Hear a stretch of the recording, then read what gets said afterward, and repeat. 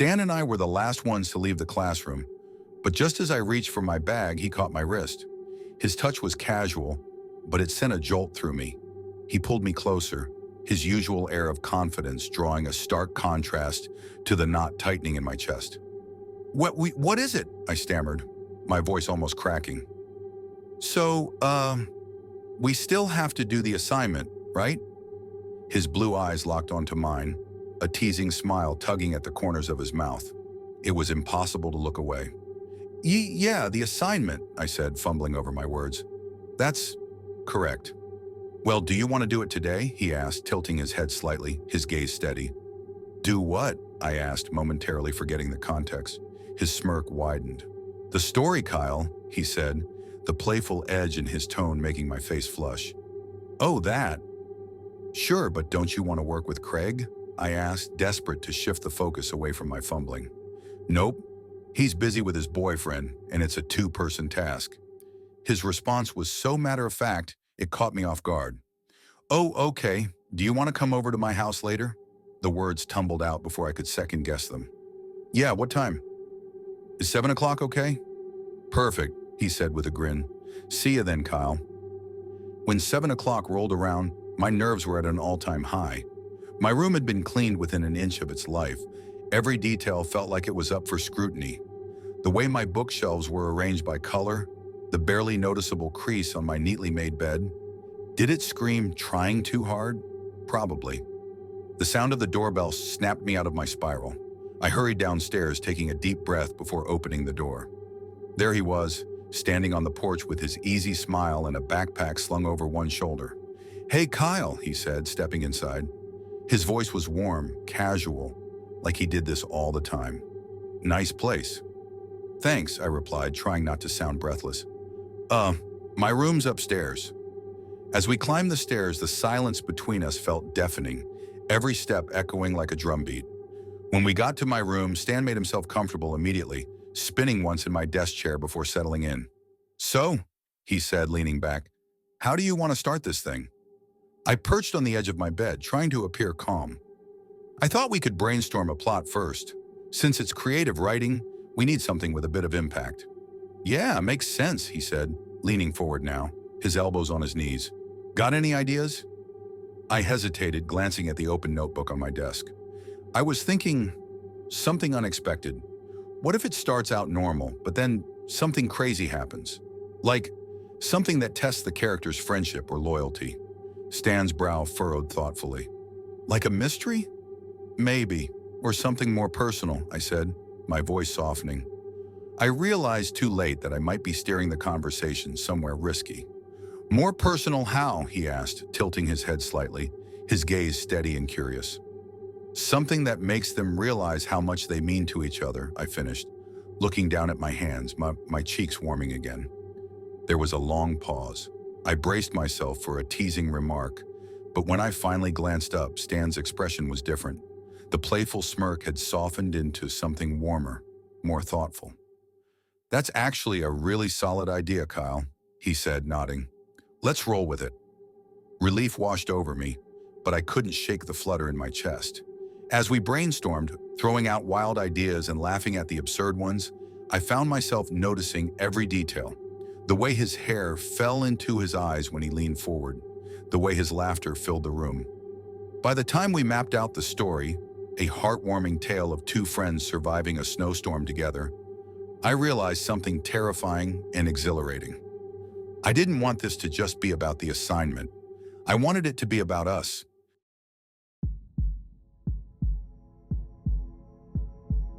When I was a kid, I used to walk home with my friend John through the fields that separated the village of Elmwood from the main road.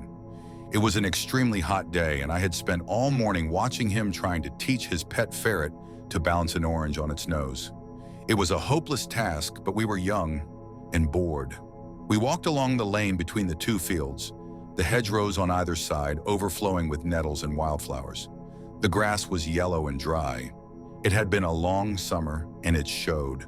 As we walked, my friend was trying to catch his ferret, which had escaped once again when he suddenly stopped. I was a few steps behind and asked him what was wrong. He pointed toward the field. Did you hear that? I didn't hear anything, So he turned to look at me and said, "Sounded like someone shouting for help." I was still unsure what he meant, so we went through the gate and into the field. There was nobody in sight and no sound. I told him he must have imagined it. He shook his head. "No, I definitely heard something. It sounded like it came from over there." He pointed towards a dense patch of brambles and scrub in the center of the field. I didn't believe him and said as much. But then I heard it too.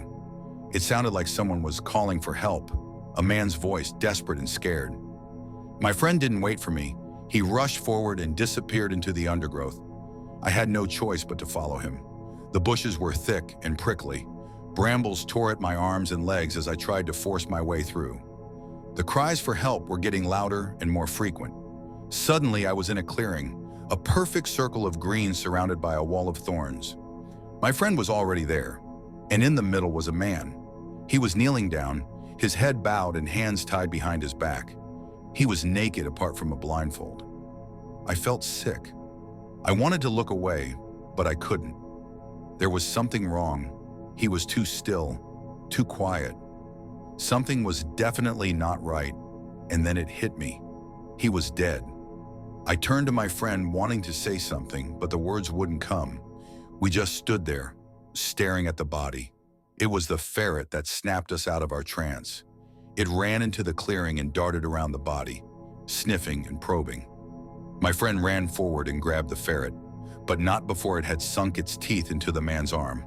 The corpse fell over, revealing a ragged hole where the man's neck should have been. My friend looked at me, his face a mask of fear and confusion. I couldn't believe what I was seeing. I felt sick. The man was dead. He had been murdered, and we were the only ones there. We ran. We didn't stop until we were safely back in the village. We never spoke of what we saw that day, but it has stayed with me ever since. I see that man's body every time I close my eyes. I still hear his voice calling for help. I don't know if I will ever be able to forget what we saw that day. All I know is that I will never walk down that lane again. I can't.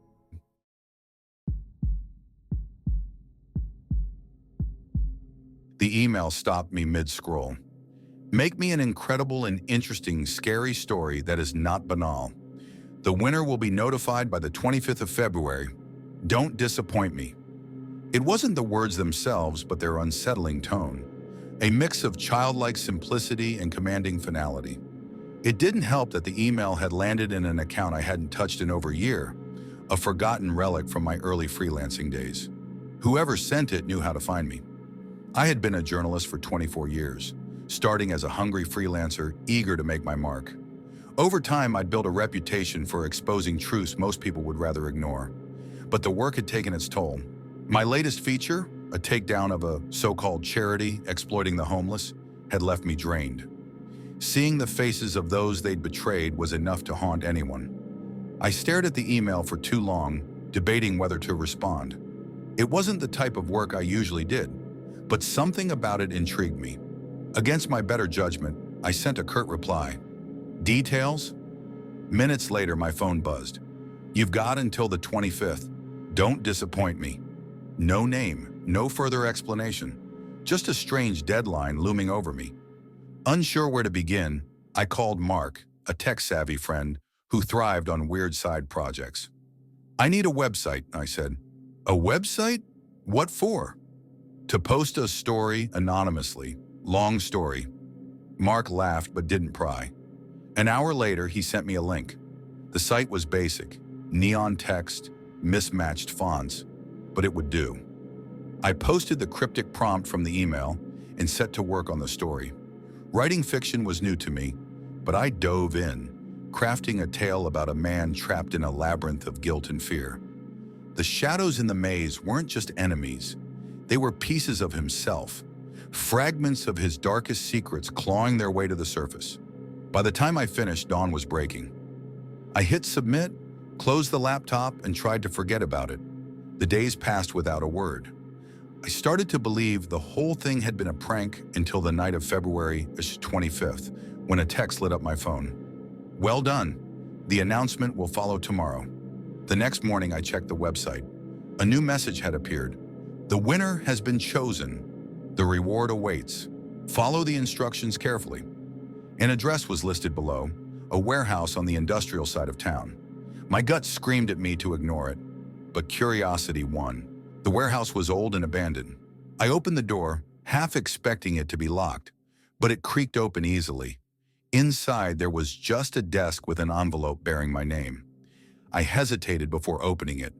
The message inside read, "Congratulations, your story will now be told. Turn around." A chill ran through me. Slowly, I turned. There in the shadows stood a figure wearing a featureless white mask. "Who are you?" I asked, my voice trembling. The figure didn't answer, but dropped a small speaker at my feet. The distorted voice that came from it said, "You wrote the story. Now it's real." Before I could react, the figure disappeared into the darkness, and the door slammed shut behind me, locking me in. The hours dragged on. The voice on the speaker looped through my own story, but there were whispers in between, distorted memories of things I'd never written. I tried to break the door down. I screamed, but nothing happened. Eventually, I collapsed in exhaustion, the speaker still playing. When I woke up, everything had changed. The warehouse was silent. The desk and the speaker were gone. The door unlocked. I left, barely able to process what had happened. Outside, there was a single note on my car. "Well done. Don't forget, stories are powerful. Yours more than most." No signature, no explanation. I reported it to the police, but without evidence, they dismissed it as a prank. Everyone told me I was overreacting, but sometimes when I'm walking home late, I'll catch a glimpse of a figure in the distance. White mask, unmoving, watching me. I don't know who they are or what they want, but I'm sure they're still out there.